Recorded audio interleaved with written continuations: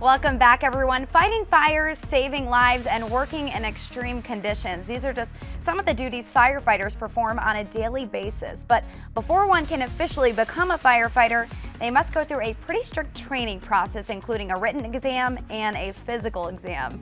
In this week's Life with Laura, I'm put to the test to see if I have what it takes to become an everyday hero on Sioux Falls Fire Rescue. Firefighting is a very dangerous job. It's a very hard job to do. So when we look at people applying for the job, we want to make sure they're physically fit. And one of the things we do is we have this test.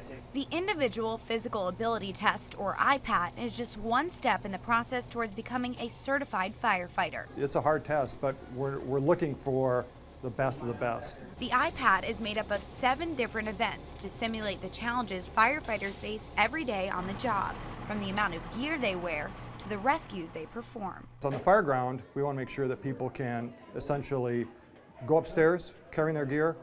They want to break down a door, pull a person out. Those are just the basic skills that we look at. The first event simulates walking up 6 flights of stairs, equipment and all. He's got a 50-pound vest on, which simulates our tank and our gear, boots, helmet, everything. 50 pounds. And then this is 12.5 pounds a piece, so he's got an extra 25 pounds on there. And what that simulates is a hose pack on their shoulder. And this runs at 60 steps a minute, so 1 step every second. And we have them on there for a minute 42 the first time, which simulates 6 flights of stairs. Once the candidate cools down on a recovery walk, they're pick it up like he's gonna do. They must perform a victim rescue. However they want to do it, they just have to walk backwards and move it backwards, have to stay within that red. Dragging a 165-pound dummy a distance of 50 feet. They go straight from there to the forcible entry. With mallet in hand, the candidate practices using tools and force on the job. It seems like it's working with an axe on a roof or forcing a door, just working with hand tools. After a brief recovery, it's back to the stair climber without the additional weights.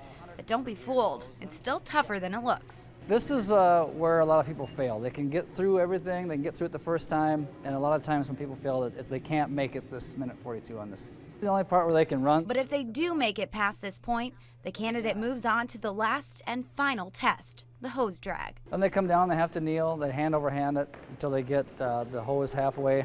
Once that crosses the line, they have to stand up.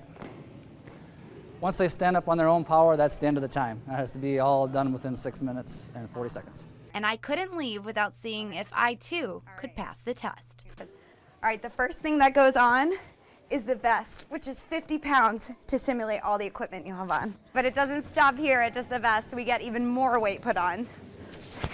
12.5 pounds there, 12.5 pounds here, for a total of 75 pounds of extra weight.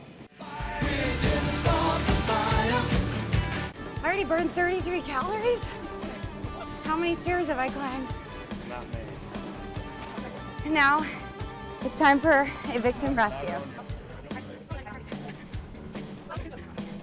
I'm sorry, this guy would not be alive after. I'm tired.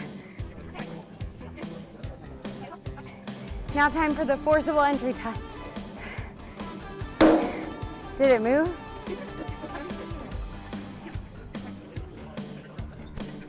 It's the easiest part. Oh, okay. Whoa. And that is the end of the IPAT test.